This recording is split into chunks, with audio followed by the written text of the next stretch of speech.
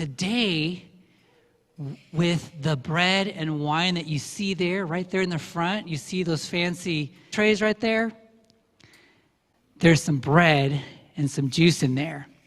And with those, we are remembering a very, very special meal that Jesus had with his disciples. And just as I'm telling you this story right now, come and sit with me. Just as I'm telling you this story right now,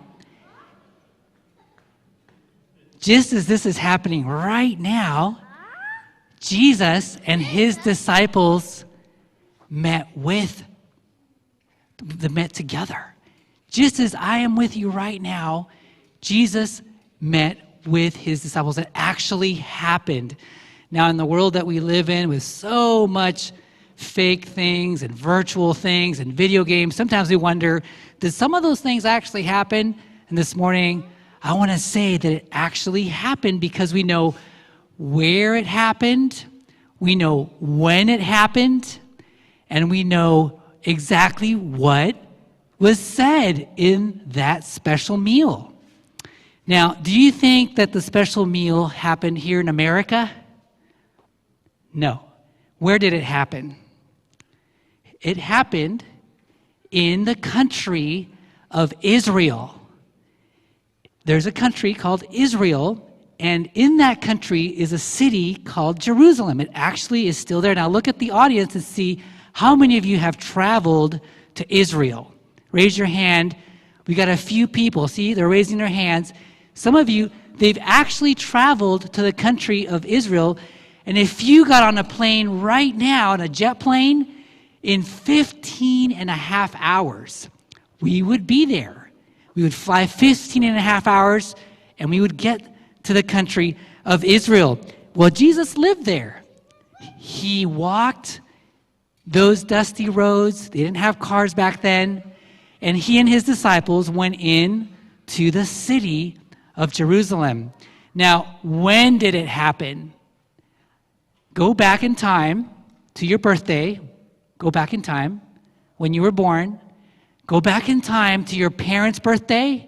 Keep going back to your grandparents' birthday. All the way back.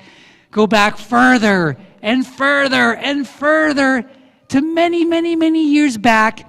And exactly 1,989 years ago and 5 months and 24 days was this special meal that we're celebrating. Because we know from history that it happened back in April 1st of AD 33. So we know when it happened, guys. The special meal that we're celebrating happened 989 years ago. And Jesus was there in the city of Jerusalem in a room, a second-story room, much like this. So you see this here, this stage? This was kind of like the room that Jesus was in. He and his disciples were down here in the city, and the city was kind of crowded. It had streets kind of like this, like stone streets or tile streets. And they found a place, and they went upstairs to the second story, and they met, kind of like what we're doing here. And they got together, and they sat kind of exactly like this. They had some nice mats, maybe some comfortable mats or little couches. And there was a table kind of in the middle.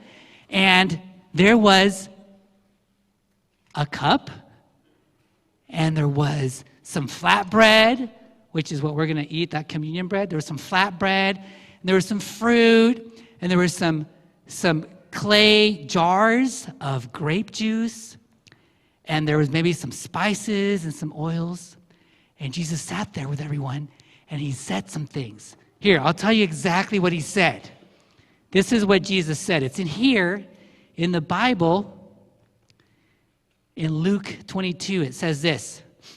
Jesus said, I have been very eager to eat this Passover meal with you before my suffering begins. That's what Jesus said. This actually happened. As surely as I'm telling you the story right now, this happened. And Jesus said this, I'm so eager. Why do you think he was eager to eat the Passover? Was he hungry? Probably. But more than that, Jesus knew that once they ate, hey, everyone, you guys, pretend you're eating. Right after you eat, who's leaving? Judas left, right? Judas marched out. And then everyone marched out. And what happened when everyone marched out and back into the valley, the Kidron Valley back there, right outside of Jerusalem? What happened? Jesus started to pray. Judas showed up with soldiers. He kissed Jesus on the cheek. It was a sign of betrayal. Peter took out his sword. Slash! He took off the servant's ear. The disciples ran away. They arrested Jesus. They marched him back into the city. They shoved him into trial.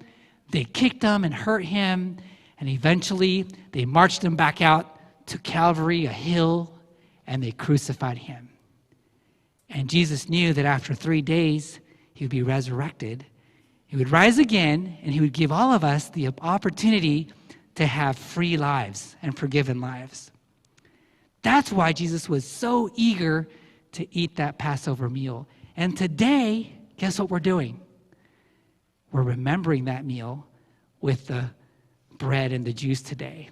Are you excited to see that happen today? Me too. Me too. Thanks for being so quiet, for listening. You can go back to your seats.